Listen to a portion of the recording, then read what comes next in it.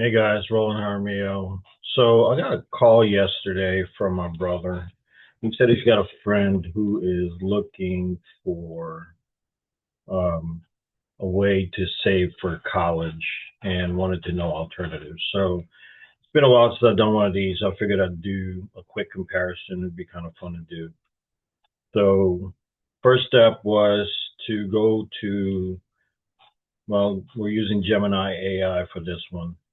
And we asked the question, how much would I have at the end of 18 years after contributing $4,800 into a 529 plan at an average rate of return of 5.14? Okay. So $4,800 is the maximum contribution married filing jointly can put in on an annual basis. So we're just kind of running the numbers now.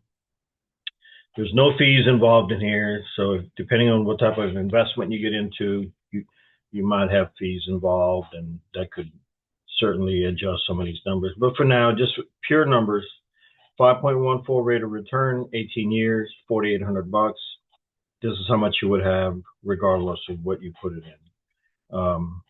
So, in comparison, my suggestion would be to use a max funded Index Universal Life or IUL. Again, same rate of return, you'll end up with the same amount of money at the end of the 18 years, roughly, right?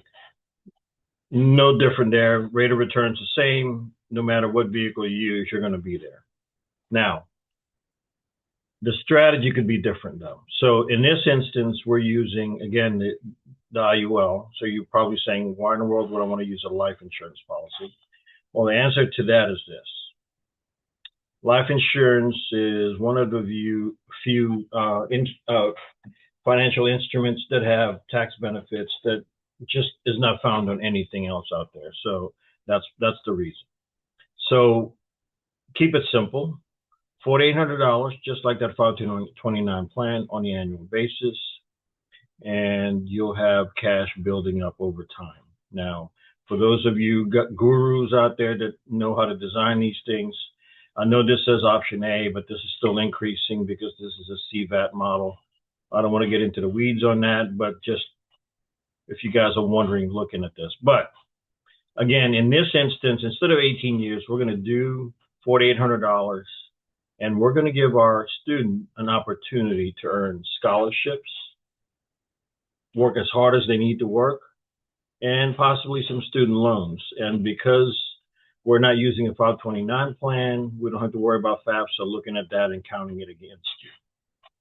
For you guys that have had college students go through, you know what I'm talking about. Anyway, in this instance, we're going to let that thing run all the way till age 25 or 24 years of funding. Now, we are going to put more into it than we did on the 529. So 529, technically, you're supposed to use it for the students. So as soon as they have to go to college, you're going to have to start using it. Here, we can let it ride a bit further. Yes, we're going to put more money in, but it's also going to grow continuously as we keep adding to this. And the idea behind the age 25 is that they're out of college, they have student loans, maybe. If they had full ride, then that's even better.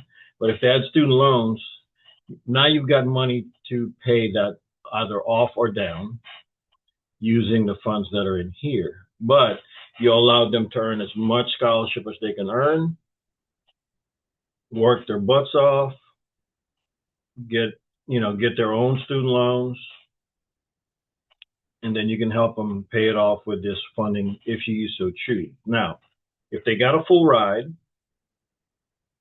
and they didn't need this money, then you can use this for other things.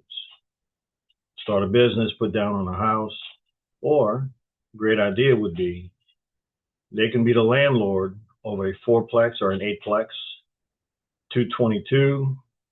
If 200 grand of that was put down 20% on a property, that's $1 million property. God knows how many units are in there and how many bedrooms. Because in college, you can charge per bedroom. Do the math. That's pretty powerful stuff that you could use. So we can either use it to pay down or pay off the student loans that they accumulated after they earned all their scholarships that's available to them. Okay. You're going to pay it off or pay it down with this cash or use it as down payment towards rental property, and they can be the landlord beyond that. Or you can be the landlord. Doesn't matter. Whatever. Anyway, that's just another way of thinking outside the box. And because this is a policy, there's also living benefits. So you've got chronic, critical, and terminal illness, meaning you have access to cash while the insured is still alive, and the policy still remains intact. The other thing is, this money is liquid throughout the years, unlike that 529 plan, and it does not have to be educational related. 529, if they decide to not go to college or or they have a full ride, that money's sitting there unless you use it for educational purposes.